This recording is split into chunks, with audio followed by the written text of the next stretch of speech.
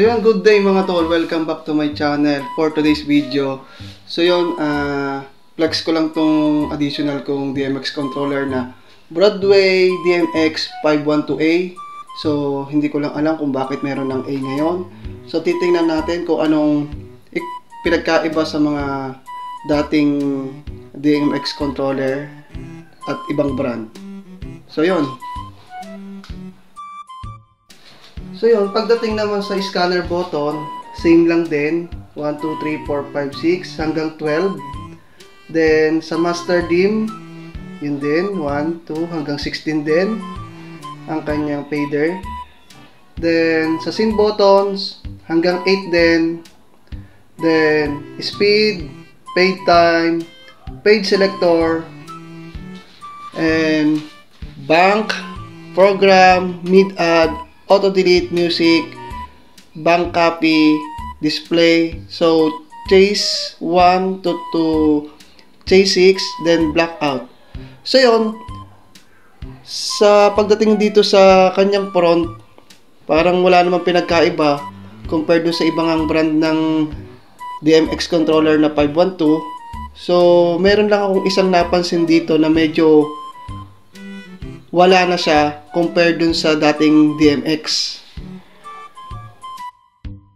So yun, bago nga pala lahat dun sa napansin ko dito sa DMX 512 na to ng Broadway. So ibibig shoutout ko nga pala yung mga new subscriber ko sa huling video, sa pahuling video. So yun, balik tayo. So yung napansin ko dito sa DMX controller na to ng Broadway, so kung mapapansin nyo, tatlo na lang po siyang naandito sa likod.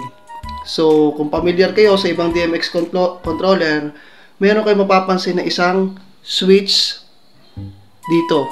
Possible apat sila dyan eh. Ito kasi yung power on, saksakan ng supply, then yung XLR papunta sa LP001 ng mga power LED, then meron pa siyang isang switch dito. So, yung switch na yon, before na bago pa lang din akong gumagamit nito, so may napanood ako na nagpa-vlog din. So parang ito yung pinaka-master niya regarding sa mga lights. Oh, shout out sa iyo NGA Pictures. So thank you. At nalaman ko rin kung anong ibig sabihin yung switch na yon. So yung switch na yon, yun pala is ang tawag daw doon is polarity switch. So pag na-switch mo siya, possible hindi siya gagana itong lahat ng button mo dito sa front panel mo ng iyong DMX controller. So yon. So siguro kaya tinawag siya ngayon ng DMX 512A na wala na siya. Kasi nga posible kasi na sa mga tulad din nating mga beginner na kapag na-switch mo talaga siya at hindi mo alam kung ano yung magiging epekto dun sa panel mo, so possible talaga hindi siya gagana. At kung ikaw naman ay beginner na katulad ko din, syempre ang aakalain mo siya na sira siya. So dadalhin mo talaga siya sa technician. So yun, yun lang ang napansin ko dito nakakaiba sa DMX ng Broadway na DMX 512A. So yun, tetestingin natin lahat yung slider niya kung nagana po siya.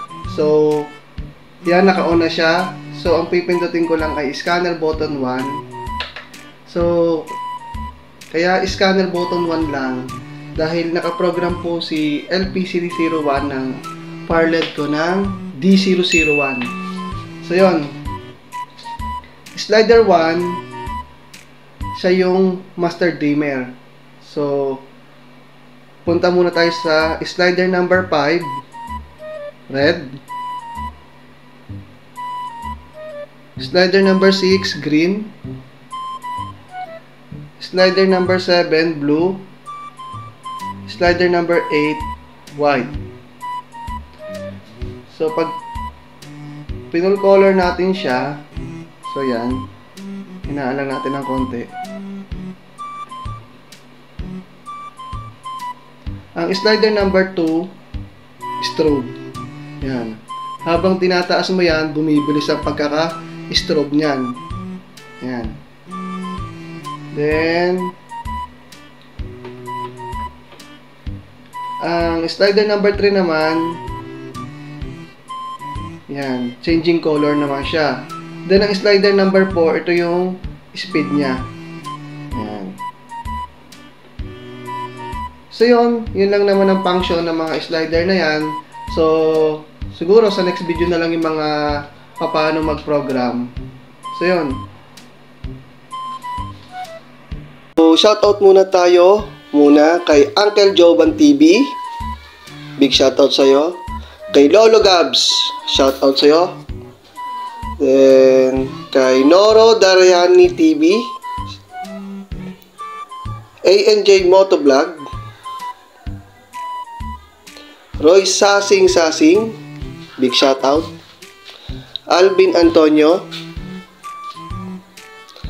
Edward Granilo,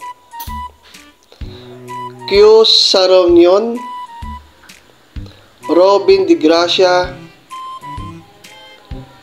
Ganhar MG, big shoutout. And Kasi Wananham Pichika, big shoutout sa inyo.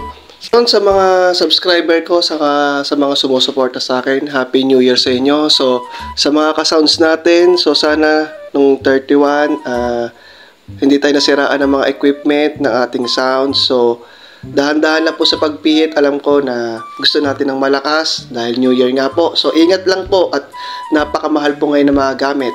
Then, makikisuyo na rin po na please subscribe, like, and share, and comment. So, kita-kits po tayo sa next video. And thank you and God bless to all.